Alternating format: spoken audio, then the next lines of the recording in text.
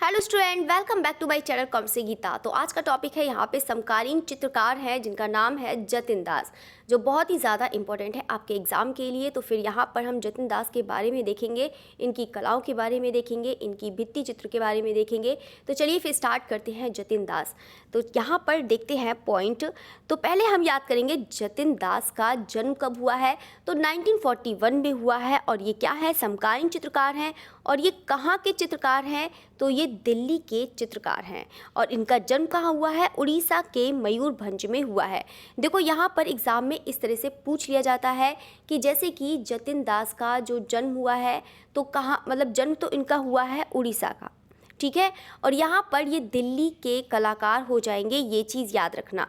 यहाँ पर ये एग्ज़ाम में पूछ लिया जाता है कि जतिन दास कहाँ के कलाकार हैं, तो आप बता सकते हैं कि दिल्ली के हैं। कौन से स्थान के हैं, तो आप बता सकते हैं दिल्ली के हैं, ठीक है। ये पॉइंट क्लियर हो गया। अब हम देखते हैं यहाँ पर कला शिक्षा। तो कला शिक्षा इनकी कब हुई है, इनकी जो कला शिक्षा हुई है जे स्कूल ऑफ आर्ट से इनकी कला शिक्षा हुई है, ठीक है। और यहाँ पर 1957 से लेकर मतलब 1962 के अंत में यहाँ पर इन्होंने अपनी कला शिक्षा पूर्ण कर ली थी, ठीक है। तो ये पॉइंट क्लियर हो गया। और किसके निर्देशन में करी है, ये भी याद रखिएगा, एस.बी. पलसीकर के निर्देशन में प्राप्त की है। तो यहाँ पर आपका ऐसे क्वेश्चन आ सकता है कि एस.बी. पलसीकर है वो किसके कलाकार, मतलब किसके गुरु हैं, तो आप बता सकते हैं कि जतिन दास के हैं, ठीक है। तो यहाँ पर आपका दो क्वेश्चन याद रखिएगा कि जतिन दास दिल्ली के रहने वाले हैं और इनकी जो है शिक्षा जे स्कूल ऑफ आर्ट से हुई है। और तीसरा पॉइंट आपको याद रखना है कि एस.बी. पलसीकर के इनके गुरु हैं या इनके निर्देशन में कला शिक्षा हुई है, ठीक है। तो ये 2-3 पॉइंट क्लियर हो गया। नेक्स्ट है यहाँ पर इनको किस लिए जाना जाता है। देखो ये भी पॉइंट यहाँ पर आ जाता है कि यहाँ पर किस रूप में जतिन दास को जाना जाता है। तो इनको तो चित्रकार के रूप में जाना जाता है, लेकिन उसके साथ साथ चित्रकार के साथ साथ ये एक भित्ति चित्रकार भी थे, छापाकार भी हैं, मूर्तिकार हैं, कवि और शिक्षक भी रहे हैं। तो यहाँ पर देखो क्वेश्चन यहाँ पर इससे कैसे बनता है, तो देखो दो तरीके से बन सकता है। या तो आपसे पूछ सकता है कि जतिन दास किस रूप में जाने जाते हैं, तो यहाँ पर आप लोग कर सकते हैं चित्रकार, मूर्तिकार, छापाकार, तो आप टिक लगाइएगा चित्रकार पर। अगर यही क्वेश्चन पूछा जाता है कि ये क्या, जतिन दास क्या हैं, तो चित्रकार हैं, भित्ति चित्रकार हैं, छापाकार हैं, या फिर उपरोक्त सभी, तो आप सभी राइट लगा के आइएगा, ठीक है। तो ये 2 पॉइंट इस तरह से पूछ लिए जाते हैं, ठीक है। ये पॉइंट क्लियर हो गया आपका। अब देखते हैं इनका माध्यम। तो इनका माध्यम क्या है, तैल रंग है, जल रंग है, स्याही, पेस्टल आदि माध्यम में चित्रण किया करते थे, ठीक है। तो क्योंकि किया करते थे इसलिए करते थे कि तैल रंग जो बनाते थे इसमें चित्रकारी करते थे, जल रंग बनाते थे, यहाँ पे भित्ति चित्र के लिए प्रयोग करते थे, स्याही पेस्टल है तो ये आपका यहाँ पर स्याही पेस्टल मतलब चित्र और छापा के लिए प्रयोग करते थे, ठीक है। तो यहाँ पर ये चीज़ इनके माध्यम हो गया। और यहाँ पर इसके माध्यम के साथ ये प्रिंट मेकिंग और मूर्ति कला के भित्ति चित्रण पद्धतियों में भी कला का सृजन किया है, ये तो आपको ऊपर ही बता दिया है, ठीक है। चलिए तो नेक्स्ट पॉइंट है यहाँ पर इन्होंने, किसने, जतिन दास ने। तो जतिन दास ने यहाँ पे पूर्वी भारत की लोक कला और हस्तकला पर शोध किया, ठीक है। यानी कि जो लोक कला और हस्तकला है इसके बारे में और भी जाना, ठीक है, और भी बारे में बताया। तो लोक कला और हस्तकला पर शोध किया, ठीक है। नेक्स्ट पॉइंट है हमारा यहाँ पर, दूरदर्शन द्वारा इनके कला जीवन पर एक फिल्म निर्माण किया गया, ठीक है। तो यहाँ पर इसको पॉइंट को याद रखना, ये भी इंपॉर्टेंट पॉइंट है कि दूरदर्शन द्वारा इनकी कला जीवन पर एक फिल्म निर्माण किया। अब यहाँ पर कैसे क्वेश्चन पूछ सकता है कि कौन सा ऐसा कलाकार है जिसको दूरदर्शन द्वारा इनके कला जीवन पर एक फिल्म का निर्माण किया गया है। तो आपको पता है कि कौन से कलाकार हो जाएंगे, तो बिल्कुल यहाँ पर जतिन दास हो जाएंगे। तो ये भी पॉइंट आपका क्लियर हो गया, ठीक है। तो साथ साथ में आपको बताती जा रही हूँ कि कैसे कैसे आपका एग्जाम में आता है क्वेश्चन, ठीक है। चलिए तो अब हम नेक्स्ट पॉइंट यहाँ पर देखते हैं कि 1970 के दशक में इन्होंने सामाजिक अन्याय से संबंधित चित्र बनाए, ठीक है। तो यहाँ पर ऐसे क्वेश्चन पूछ सकता है कि सामाजिक अन्याय से संबंधित चित्र किसने बनाए, तो यहाँ पर बता सकते हैं कि जतिन दास, ठीक है। तो ये पॉइंट क्लियर हो गया। नेक्स्ट पॉइंट है यहाँ पर इनकी नग्न आकृति, जो नारी आकृतियाँ हैं, प्राचीन आप लोगों ने पढ़ा होगा, यक्षिणी पढ़ा होगा, यक्षिणी पढ़ा होगा। तो यहाँ पे यक्षिणी बा शाल भंजिकाओं के समान विलासी चित्रित किए हैं। देखो ये वाला पॉइंट बहुत ज़्यादा इंपॉर्टेंट है, क्योंकि ऐसा किसी भी कलाकार ने यहाँ पर कोई चित्रित नहीं किया है। यहाँ पे यक्षिणी और शाल भंजिकाओं के समान यहाँ पर इन्होंने चित्रित किया है। ठीक है, किसकी? जो यहाँ पर नारी आकृतियाँ हैं, और वो भी नग्न आकृतियाँ इन्होंने बनाई हैं, जो आपकी प्राचीन यक्षिणी और शाल भंजिकाओं की तरह मिलती हैं। ठीक है, ये पॉइंट क्लियर हो गया। अब हम बढ़ते हैं, नेक्स्ट पॉइंट है यहाँ पर कि इन्होंने अपने यहाँ पर चित्रों में अर्थ मैथुन, ठीक है, अर्थ मैथुन जो नारी चित्रण है उसका भी प्रयोग किया है।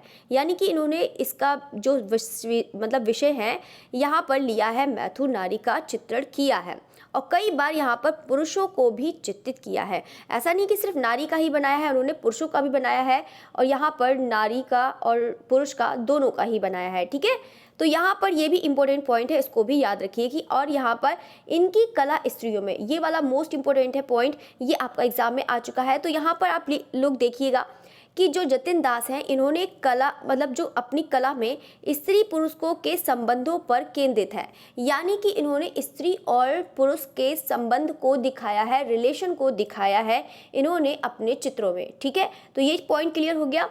तो अब हम बात करते हैं इनकी जो पुत्री है। देखो ये पुत्री मुझे आगे ही लिखना था, तो यहाँ पर मैं लिख दिया है इनकी पुत्री। ये वाला तो आप लोग ने भी देखा होगा कि ये क्वेश्चन आपका जब प्रैक्टिस सेट कर रहे थे तो ये क्वेश्चन आया था। तो यहाँ पे नंदिता दास हैं जो एक अभिनेत्री है, ये किसकी पुत्री है? तो ये हो जाएंगी जतिन दास की पुत्री हो जाएंगी। ठीक है, अब हम बात करते हैं कि इन्होंने इनका देखो ये वाला भी पॉइंट अच्छे से याद करिएगा कि इन्होंने एक संग्रहालय खोला था। वो कौन सा संग्रहालय खोला था? यहाँ पर कि स्थान कौन सा है? भुवनेश्वर में खंडगिरी गुफाओं के सामने खुला है, और यहाँ पर संग्रहालय कौन सा, किस नाम से है? जतिन दास सेंटर ऑफ आर्ट। ठीक है, ये है यहाँ पर जतिन दास सेंटर ऑफ आर्ट नाम से यहाँ पर इन्होंने संग्रहालय खोला था। ठीक है, तो आप लोग को यहाँ पे संग्रहालय याद करना है, जतिन दास सेंटर ऑफ आर्ट, इसको तो बहुत जल्दी याद हो जाएगा। यहाँ पर हो सकता है कि यहाँ पर इस तरह से पूछ जाएगी जतिन दास सेंटर ऑफ आर्ट कौन से कहाँ पर है, तो आप बता सकते हैं कि भुवनेश्वर में खंडगिरी गुफाओं के सामने। ठीक है, तो नेक्स्ट पॉइंट है, अब देखते हैं कि जतिन दास के पास यहाँ पर दुनिया भर के लगभग 6000 हाथ वाले पंखे हैं। पंखों संग्रह पर यहाँ पर आधारित पुस्तक यहाँ पे टू स्टीवर्ड द स्टिल, देखो ये है यहाँ पर पंखों पर आधारित जो है यहाँ पर एक पंखों पर संग्रह पर एक आधारित पुस्तक है, उसका क्या नाम है? The steer the still air. ठीक है, यहाँ पर आप लोग इसको क्लियर नहीं दिख रहा है तो बता देती हूँ, यहाँ पे टू स्टीयर, ठीक है, टू स्टीयर है द स्टिल, ठीक है, द स्टिल एयर, ठीक है, ये लिखा हुआ है। ठीक है, तो अब यहाँ पर इसको पढ़ लीजिएगा।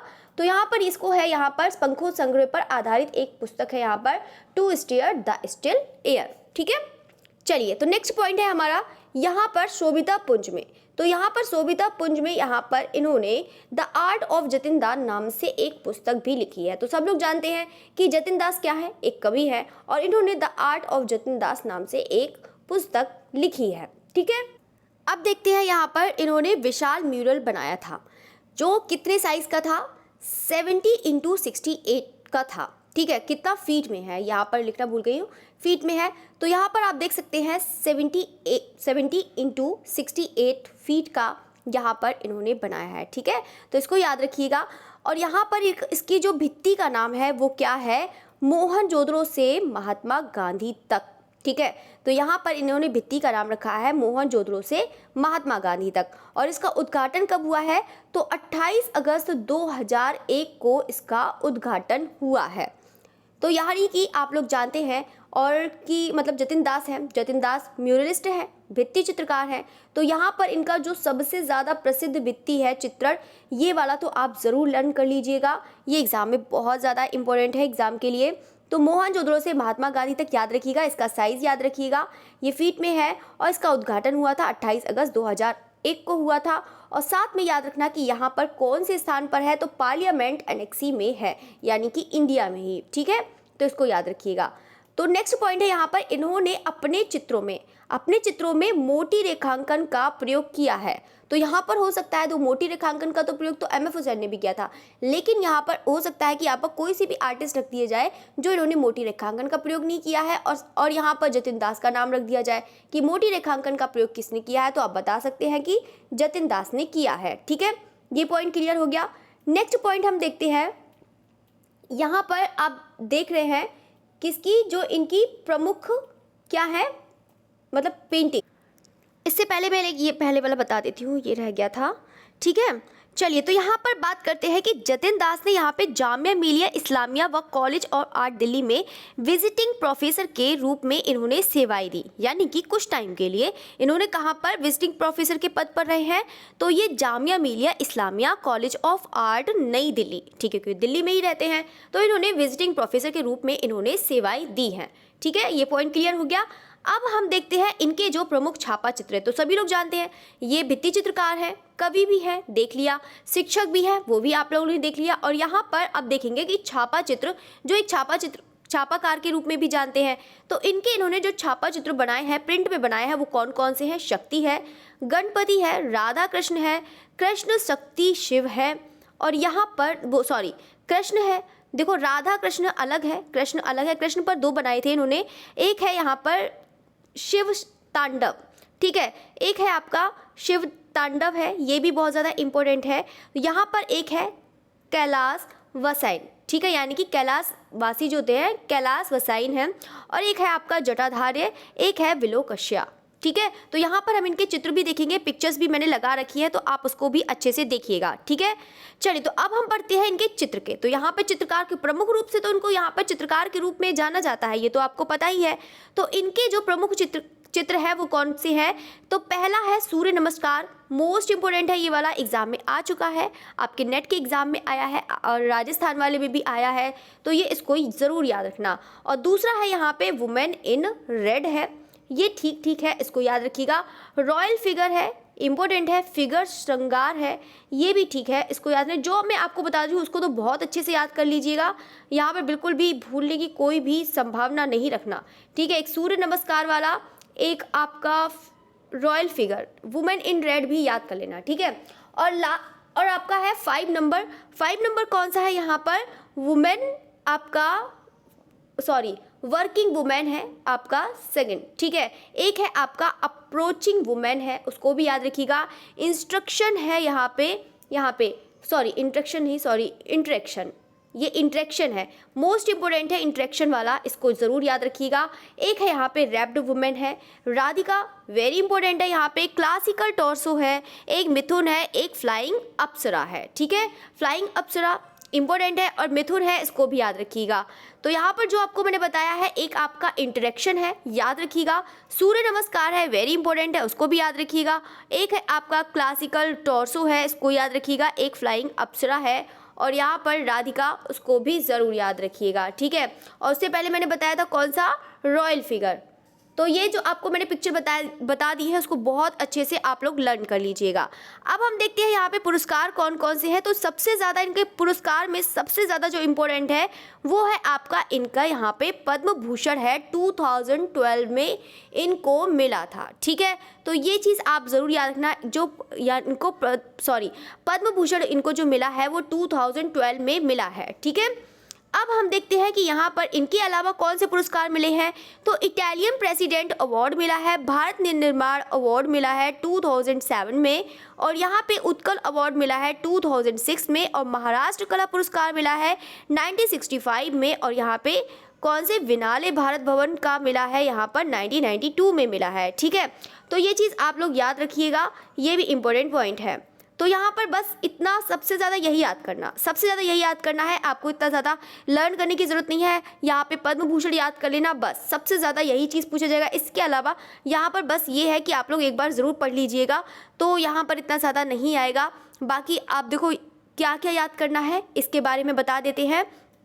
सबसे पहले आपको याद रखना है कि जतिन दास जो इनके चित्र बनाते थे, यहाँ पे स्त्री और पुरुष के संबंध को दर्शाया है। ठीक है, सबसे पहले आपको ये पॉइंट याद करना है, स्त्री पुरुष के संबंध को दर्शाया है किसने? जतिन दास ने। तो ये चीज़ पॉइंट इसको क्लियर करिएगा। और बाकी पद्म भूषण तो आपको पता ही है कि 2012 में मिला है। और बाकी यहाँ पर याद करना है कि इन्होंने मोटी रेखांकन का प्रयोग किया है।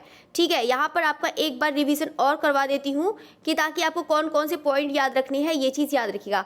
मोटी रेखांकन का प्रयोग करा है। और तीसरा पॉइंट आपको याद रखना है कि इन्होंने विजिटिंग प्रोफेसर के रूप में काम किया था, सेवाएं प्रदान करी थी। वो कौन से स्कूल में? दिल्ली में। और दिल्ली में कहाँ पर? Jamia Millia Islamia college of art. ठीक है, तो उसमें इन्होंने विजिटिंग प्रोफेसर के रूप में इन्होंने कार्य किया था। ठीक है, और यहाँ पर जो पेंटिंग है एक आपकी, तो पेंटिंग चलो बाद में बता देती हूँ।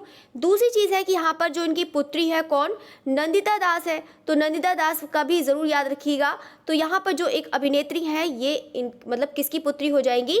तो आपके जतिन दास। ठीक है, तो ये याद रखिएगा। बाकी इन्होंने संग्रहालय खोला था एक यहाँ पर, तो आप देख सकते हैं। तो म्यूजियम है, तो कौन सा है? जतिन दास सेंटर ऑफ आर्ट। ठीक है, ये म्यूजियम को याद रखिएगा, जतिन दास सेंटर ऑफ आर्ट।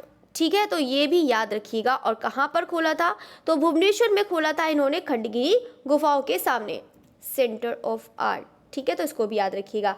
बाकी मैंने आपको बता दिए हैं जो पॉइंट है, इसको याद रखिएगा। और यहाँ पे सबसे ज़्यादा इंपॉर्टेंट पॉइंट कौन सा वाला था कि जो उन्होंने नग्न आकृति, ठीक है, तो इन्होंने न्यूड जो विमेन बनाई थी, ठीक है, यहाँ पर न्यूड पिक्चर जो बनाई थी इन्होंने, ठीक है, तो यहाँ पे जो नारी आकृतियाँ बनाई थी वो जो प्राचीन यक्षिणी आप लोगों ने देखा भी होगा, शाल भंजिकाओं वाली भी देखी होगी, तो यहाँ पर उसके समान ही इन्होंने चित्र बनाए हैं। किसने?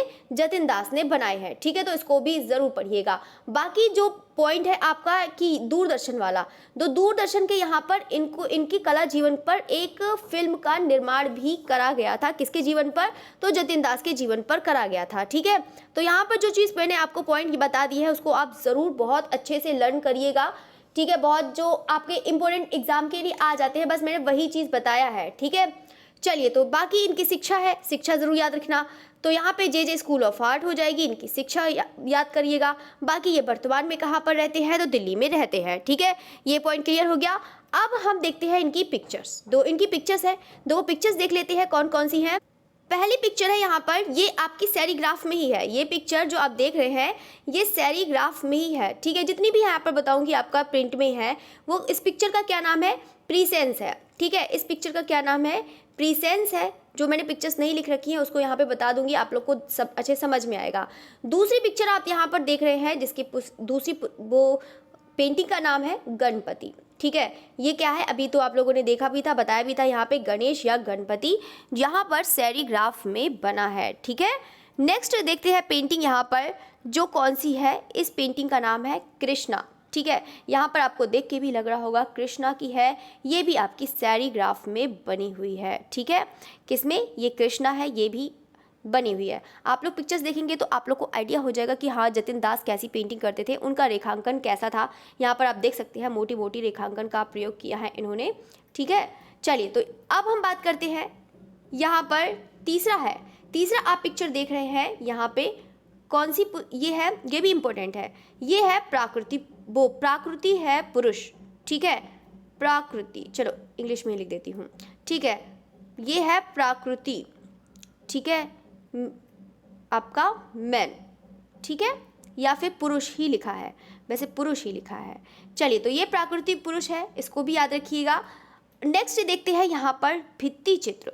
तो आप लोगों ने यहाँ पर भित्ति चित्र पढ़ा था कौन सा? जो मोहनजोदड़ो टू महात्मा गांधी।